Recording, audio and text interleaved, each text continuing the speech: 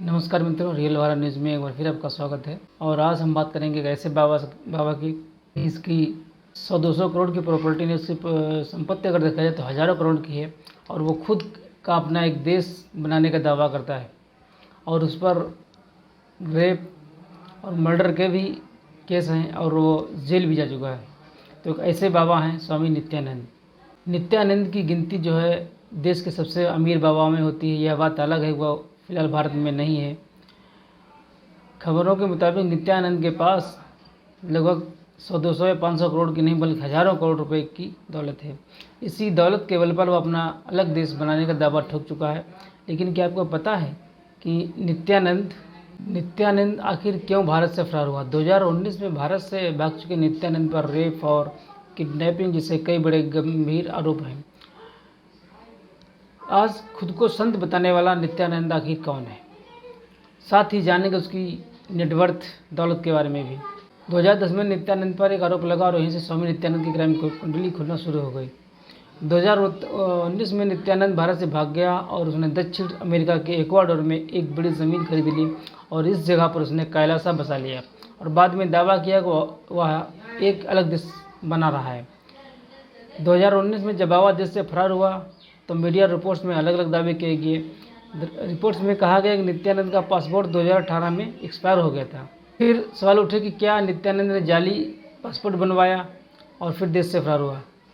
भारत में नित्यानंद पर कई केस दर्ज हुए और जिसकी सुनवाई भी हुई।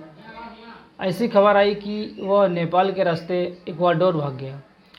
2019 में गुजरात पुलिस ने हाई कोर्ट में नित्यानंद के देश छोड़कर भाग जाने की जानकारी दी। अगर देखा जाए तो नित्यानंद का जन्म 1978 को तमिलनाडु में हुआ था। कई जगह ऐसा दावा किया गया कि उसने 12 साल की उम्र में ही रामकृष्ण मठ में शिक्षा लेना शुरू कर दिया। 2023 में नित्यानंद का पहला आश्रम बेंगलुरु के नज़दीक खुला। इसके बाद वह सिलसिला रुका नहीं और नित्यानंद ने लगातार देश भर में कई आश्रम बना डाले। साल 2010 में नित्यानंद उस वक्त सुर्खियों में आए जब उसकी एक अश्लील वीडियो वायरल हुई। इस वीडियो में स्वयं स्वामी एक एक्ट्रेस के साथ आपत्तिजनक की स्थिति में पाया गया। उसके बाद उस पर रेप का केस दर्ज हुआ। बाबा की गिरफ्तारी और वह जमानत पर रिहाई हो गया। साल 2010 ही वो साल था जब अमेरिका की एक महिला ने नित्यानंद पर रेप जैसा गंभीर आरोप लगा। महिला ने दावा किया कि धर्म के नाम पर नित्यानंद ने सालों तक उसका शोषण किया। तो उस पर बेंगलुरु में केस दर्ज हुआ। 2018 में ट्रायल शुरू हुआ, लेकिन इसके बाद जो बाबा का रुतबा है वह कभी कम नहीं हुआ। उस पर बेंगलुरु में केस दर्ज हुआ। 2018 में ट्रायल शुरू हुआ, लेकिन बड़े रुतबे वाला है बाबा कभी कोर्ट के सामने पेश नहीं हुआ। साल 2012 में नित्यानंद एक बार फिर रेप का आरोप लगा, फिर उसे जेल भेज दिया गया। इस बार जेल से नित्यानंद फरार हो गया, हालांकि बाद में उसे सरेंडर करना पड़ा। और 2019 में नित्यानंद गुजरात के कपल ने अपनी 2 बेटियों को किडनैपिंग का आरोप लगाया।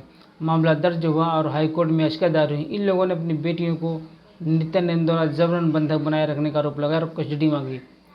लेकिन जब बात हर एक लड़कियों ने माता पिता के साथ जाने से मना कर दिया। आप यह सोच रहे होंगे कि स्वामी नित्यानंद के पास कितना पैसा है, तो शायद आप कल्पना भी ना कर सकेंगे। भारत के सबसे रईस बाबाओं में नित्यानंद भी शामिल है।